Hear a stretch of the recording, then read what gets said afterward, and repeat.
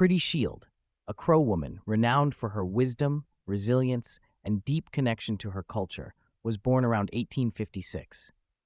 Her life offers a fascinating window into the experiences of Indigenous women during a time of profound change. As the wife of Goes Ahead, a Crow scout who worked with the U.S. Army, Pretty Shield's story intertwines with the larger historical narrative of the American West, particularly through her husband's connection to General George Armstrong Custer.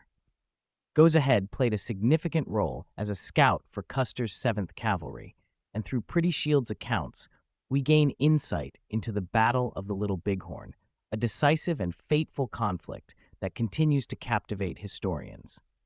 Goes Ahead's bravery and contributions were significant in the battle, and Pretty Shield, being not only his wife but also the niece of Half Yellow Face, a prominent Crow leader, had an intimate understanding of the events and their implications. Half Yellow Face commanded the Crow scouts who served alongside Custer's forces. This familial connection meant that Pretty Shield's life was directly impacted by the choices and actions of those who engaged in the battle, making her an invaluable source of historical knowledge. Her intelligence and sharp memory allowed her to recall details of the battle with clarity and precision.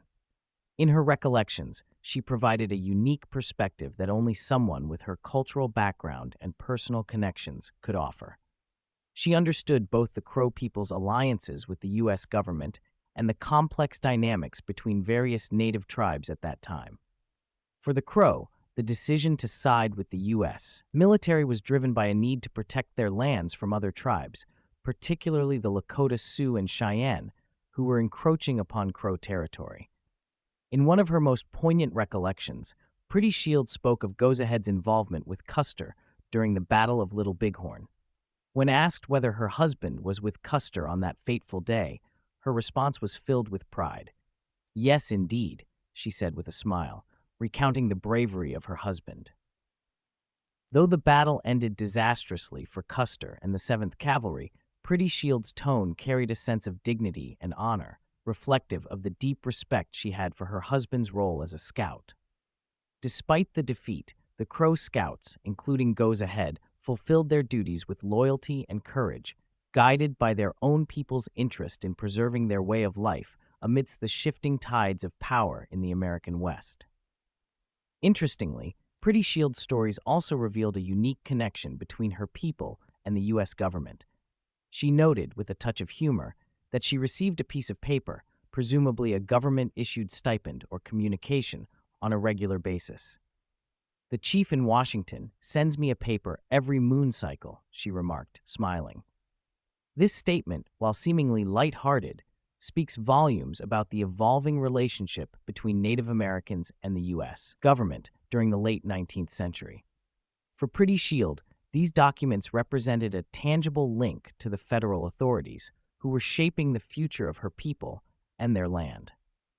Pretty Shield's legacy goes far beyond her memories of the Battle of Little Bighorn. She was a keeper of knowledge, deeply versed in the traditions and customs of her people.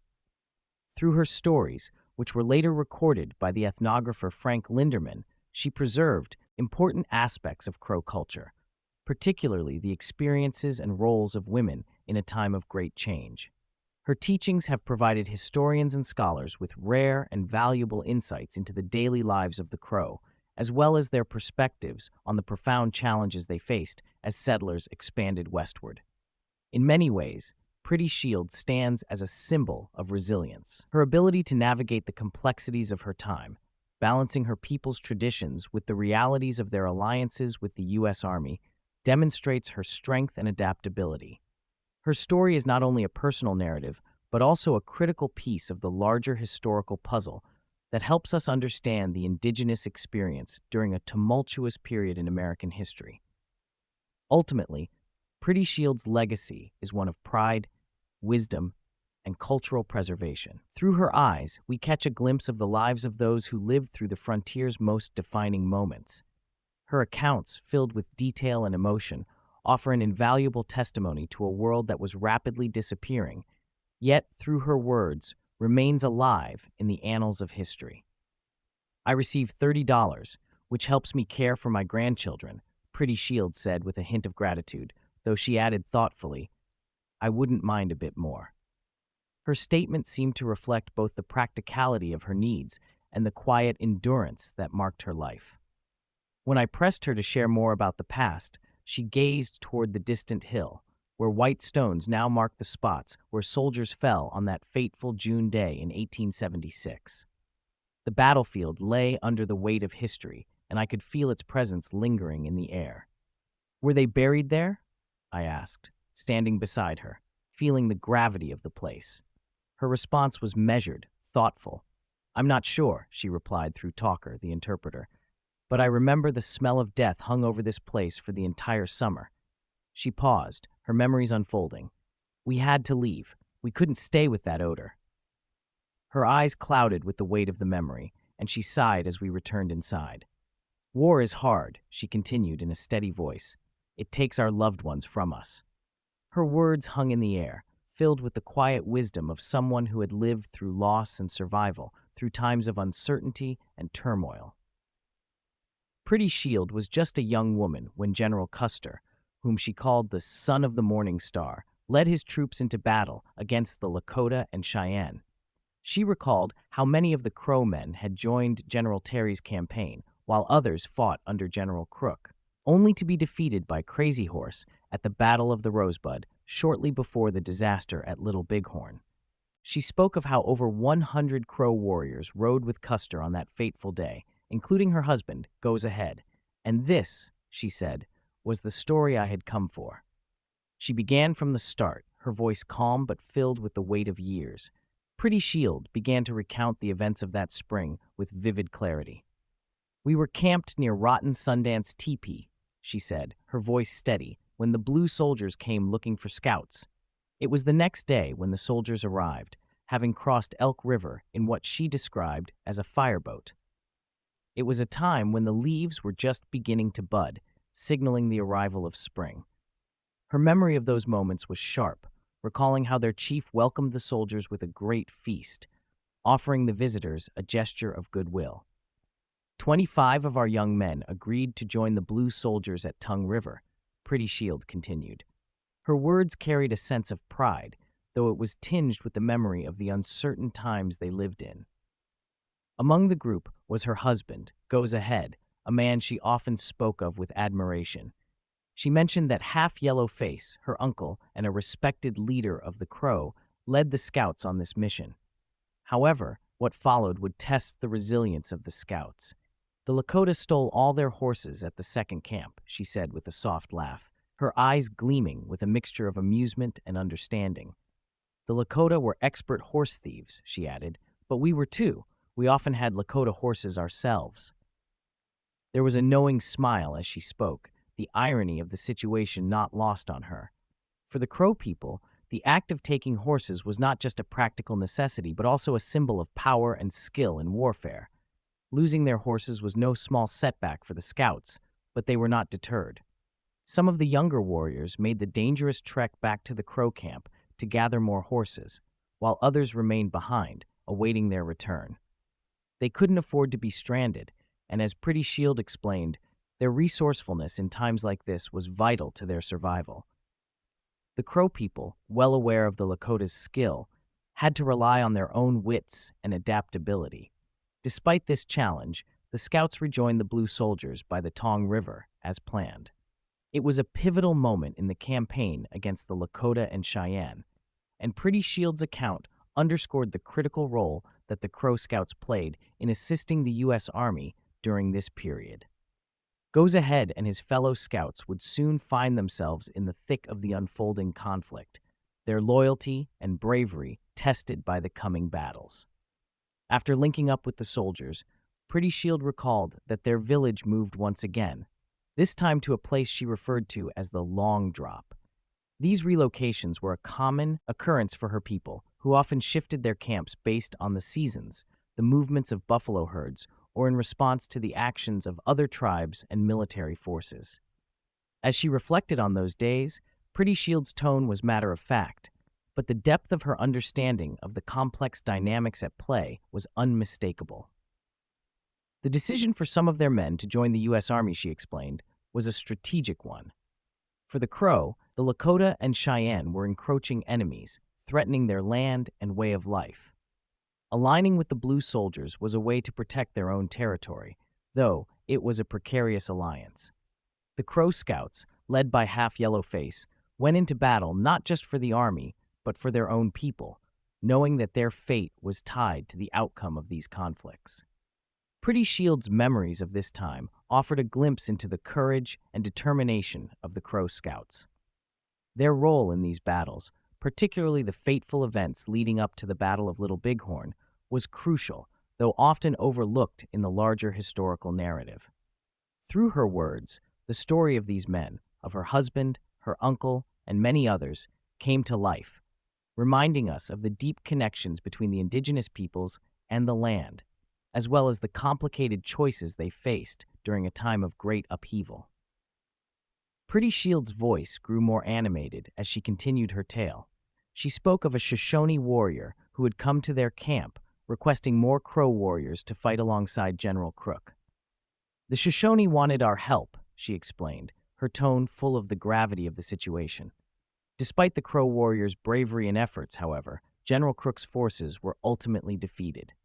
"The battlefield was poorly chosen," she remarked with a shake of her head, reflecting on the tactical missteps that led to the loss. "But our men fought bravely." Among the Crow who joined the battle were notable warriors like Plenty Cose, Flathead Woman, and Medicine Crow. Pretty Shield's respect for these individuals was clear, and she spoke of their courage with pride. Though the battle did not end in victory for Crook's forces, the Crows returned to their village wounded but honored. The warriors had fought valiantly, and the people celebrated their return with great joy. Songs were sung and dances performed, filling the village with the sounds of victory and resilience. "We honored their bravery," Pretty Shield said, her eyes gleaming with the memory of those celebrations. Then, with a mischievous glint in her eye, Pretty Shield leaned in closer and lowered her voice, as if about to share a secret. "Did anyone tell you about the woman who fought at Rosebud?" she asked, a playful smile forming on her lips. I shook my head, intrigued by the direction her story was taking. "No? Well, I'll tell you." Pretty Shield's expression became serious, yet filled with admiration. "She was not like other women," she began. "Half man, half woman, wise beyond her years. This woman," she revealed, "was known by the fierce and powerful name, finds the men, kills them. She was a warrior in every sense of the word, different from the other women in the village, living between the worlds of the masculine and the feminine. Finds the men, kills them was revered for her wisdom and her unmatched skill in battle." Pretty Shield spoke of another woman, too, one with a wild and untamed spirit who fought alongside the men on the battlefield. "She fought fiercely with a coup stick," Pretty Shield said, describing how this woman rode in circles around the battlefield, displaying her warrior prowess. This fearless warrior helped protect their people from the Lakota. When the enemy attempted to take the scalp of a Crow warrior named Bull Snake, these women's powerful medicine was so strong that it scared the Lakota away. The strength and courage of these women were legendary, and their contributions were just as significant as those of the men. In fact, Pretty Shield emphasized how the presence of these women warriors was a source of great pride for the Crow people. Their abilities in battle were unparalleled, and their spirits untamed, making them a force to be reckoned with.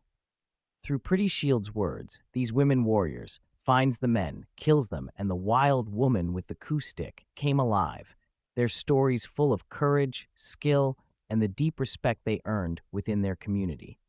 They embodied a different kind of strength, defying traditional roles and taking their place in the heat of battle, showing that bravery and wisdom know no gender. With each retelling, Pretty Shield ensured that the stories of these remarkable women were not forgotten, passing their legacy down to future generations. Their deeds, like those of the men, were etched into the history of the Crow, forming an integral part of the story of their people's resilience and survival. Pretty Shield's voice softened as she shifted to a memory seldom spoken of by the men. "They never talked about it," she said, her eyes distant, "but I remember." After one of the battles, their village erupted in celebration. The Crow held a grand scalp dance to honor their warriors, and the wild woman, the fierce warrior who had fought on the battlefield, distributed the scalps she had taken from their enemies. Our village was filled with joy that day, Pretty Shield recalled, a glimmer of pride in her eyes. But amidst the celebration, her husband, Goes Ahead, was absent.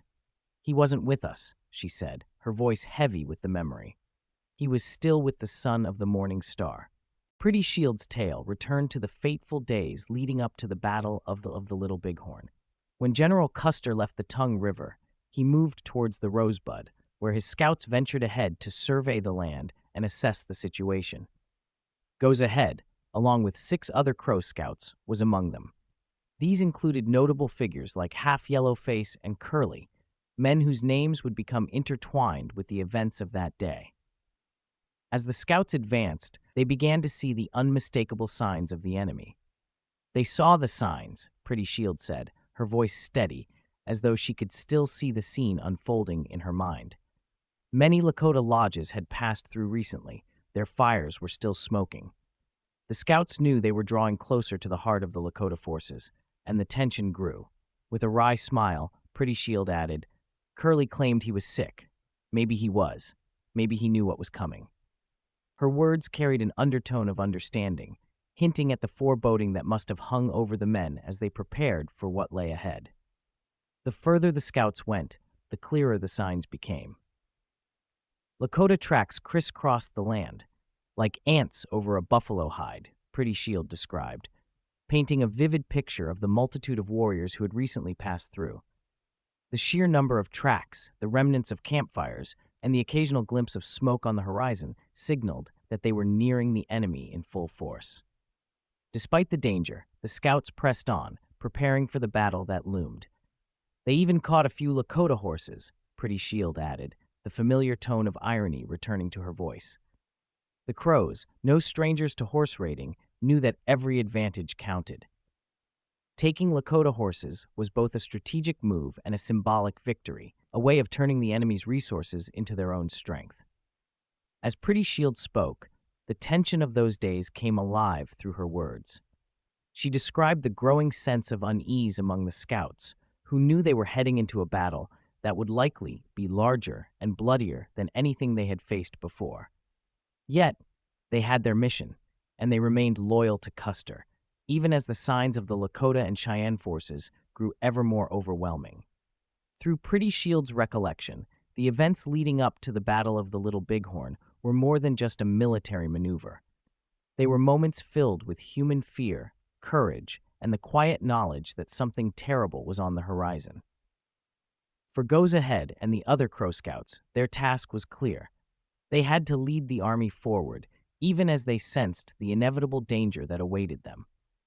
Pretty Shield's voice, calm and wise, drew the story to a close, but the weight of what was to come lingered in the air. The scouts had done their part, reading the land, tracking the enemy, and preparing for the battle that would soon become legend.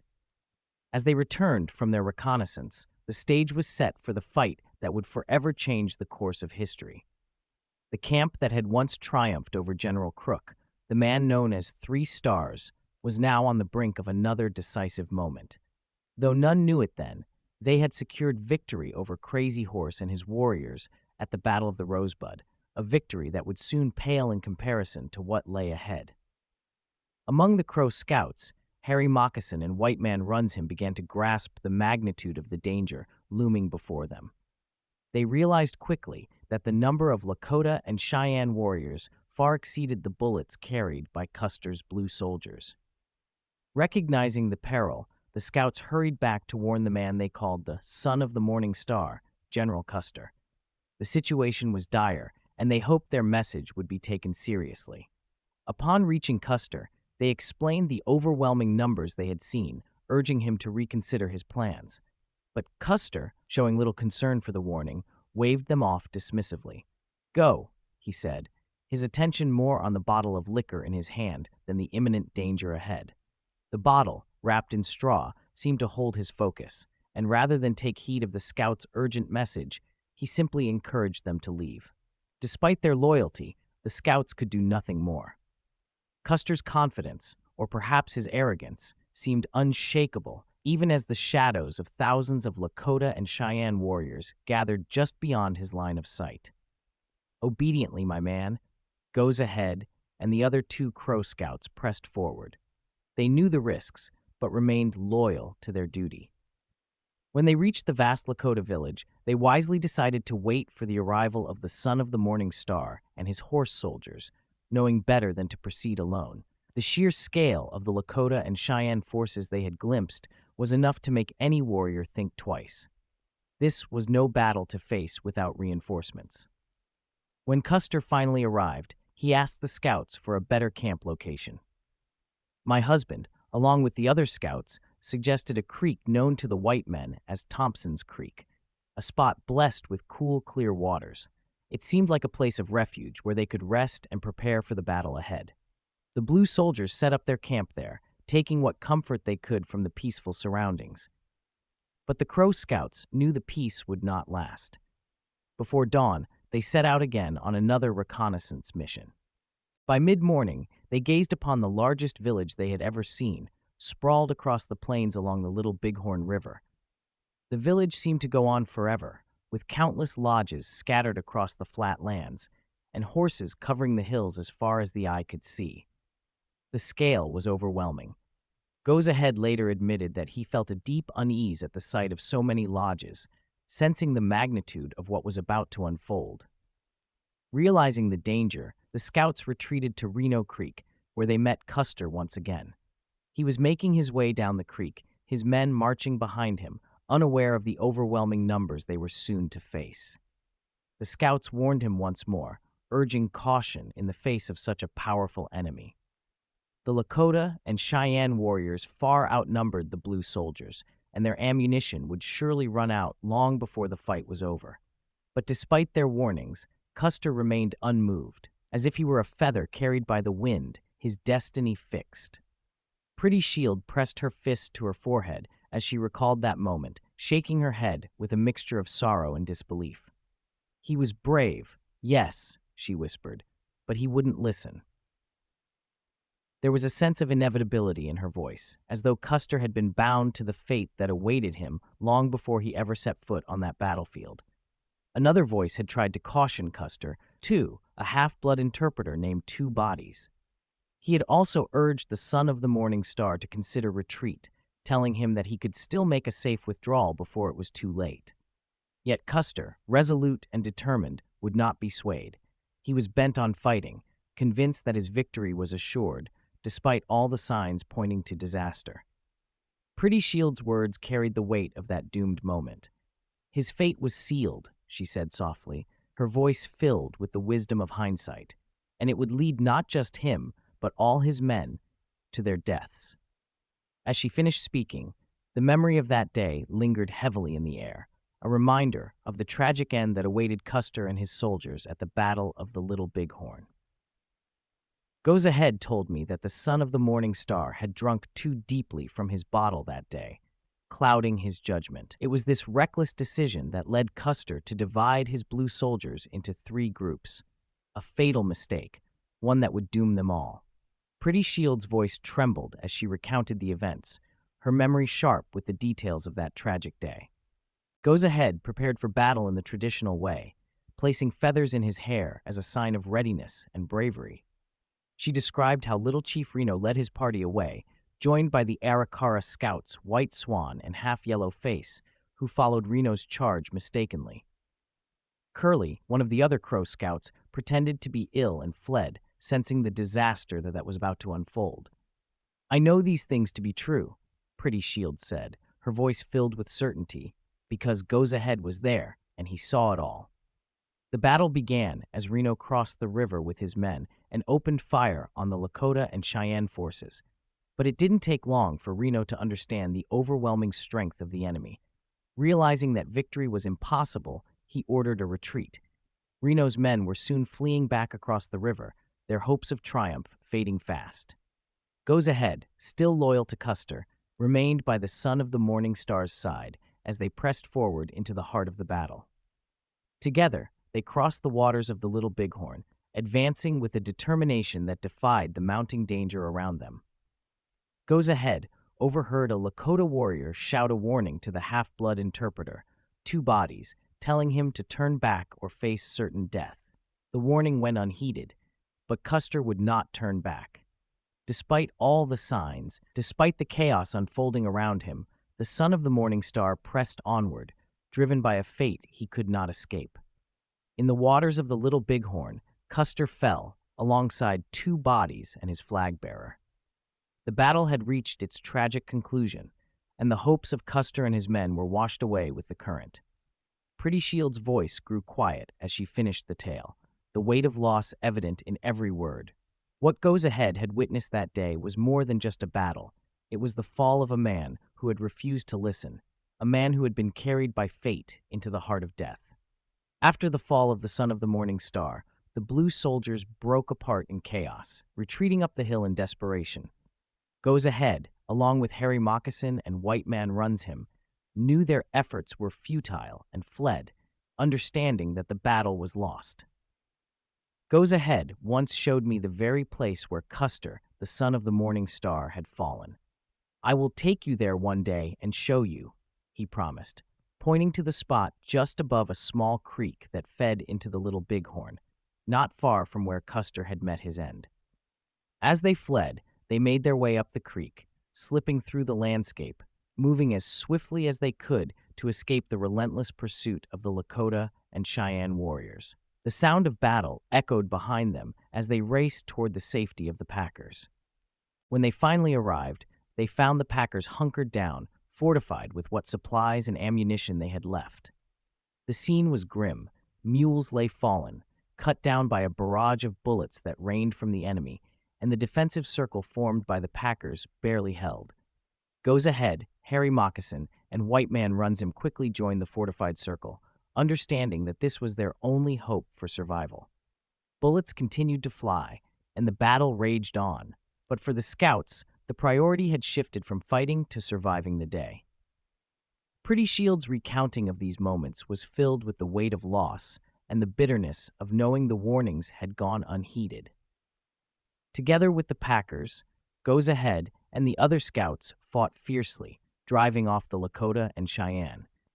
Goes Ahead would later claim that they killed more warriors than the blue soldiers themselves, a testament to their skill and determination.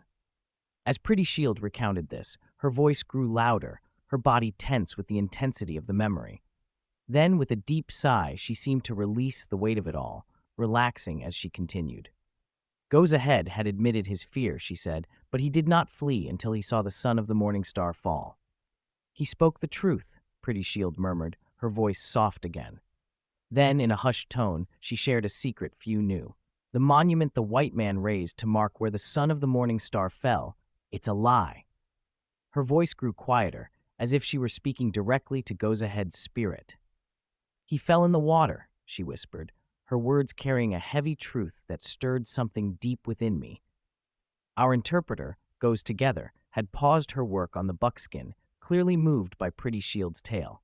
The room fell silent for a moment, each of us absorbing the weight of what we had just heard. When Goes Together finally spoke again, her words caught me by surprise. The sun had passed its height when the shouting and gunfire finally ceased, she said evenly, breaking the stillness. White Man Runs Him then urged my husband, Goes Ahead, and Harry Moccasin to leave quickly, before the enemy charged again. The battle was over, but danger still loomed, and their survival depended on making a swift retreat before the full force of the Lakota and Cheyenne warriors descended upon them.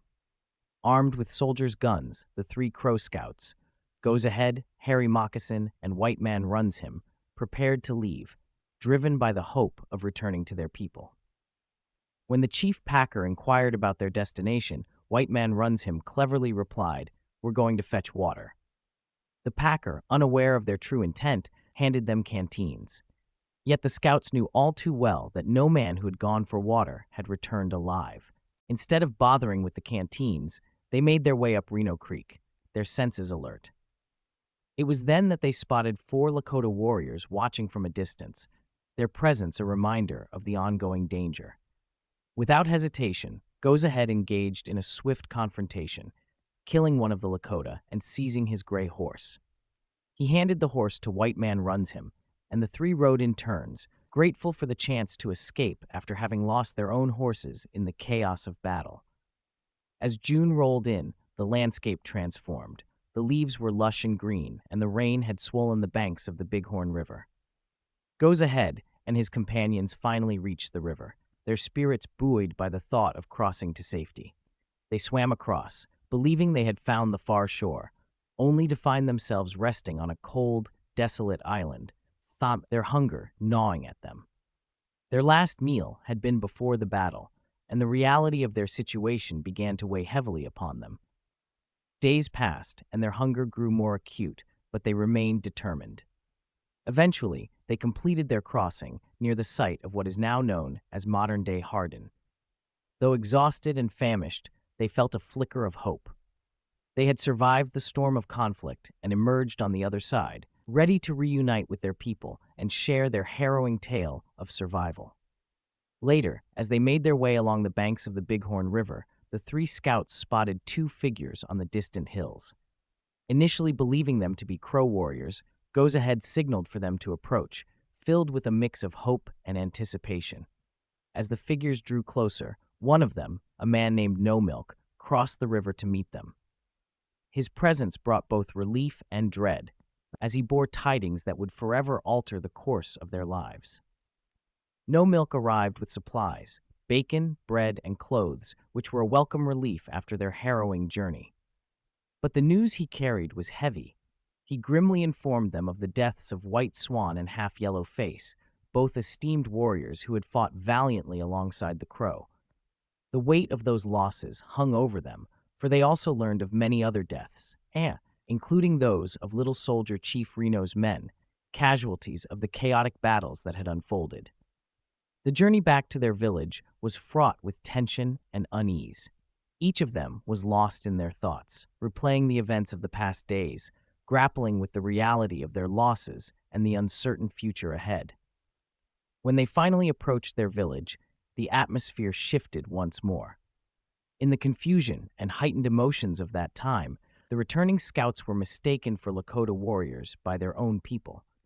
The cries of alarm and the clash of weapons erupted almost immediately as their warriors, driven by fear and mistrust, attacked them in error.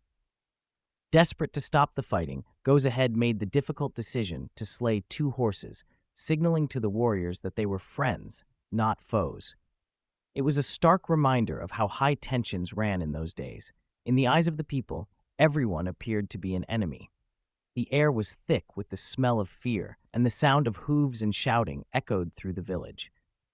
When the dust settled and the truth was revealed, the atmosphere shifted from aggression to somber reflection. The return of the warriors was marked by a heavy silence as they mourned their losses and honored the fallen. I rejoiced to see Goes Ahead, my heart swelling with relief at his safety, yet that joy was tempered by the shadow of grief cast by the loss of Half Yellow Face and White Swan. Their absence was felt deeply in our community, a stark reminder of the brutal cost of war. As I embraced Goes Ahead, the gravity of the situation settled over me. We were alive, yes, but the toll of conflict was etched into the fabric of our lives. The stories of valor and courage were tinged with sorrow, and the memories of those who had fallen would linger long after the battles had ceased. The return home, once a source of hope, became a moment of reckoning, a time to reflect on the fragility of life and the relentless cycle of loss and resilience that defined our existence. The morning was heavy with sorrow, the air thick with the cries of families mourning their losses. The wails of the bereaved echoed through the village, as many cut themselves in grief, honoring their dead in the traditional way. Goes Ahead, however, urged my father to wait 4 days for his brother, Half Yellow Face, before surrendering to the depths of sorrow that hung like a dark cloud over our community. The weight of expectation hung heavy, but that night the village was filled with mourning for our fallen warriors, for the son of the morning star, and for the blue soldiers who had met such a senseless end.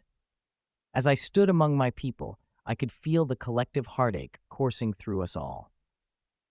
Sign Talker, an elder known for his wisdom, spoke with conviction, reflecting on the events that had transpired. I believe that whiskey clouded the judgment of that once great soldier chief on his final day, he said, his voice steady yet laced with sadness. His words resonated deeply, a truth that many were reluctant to confront.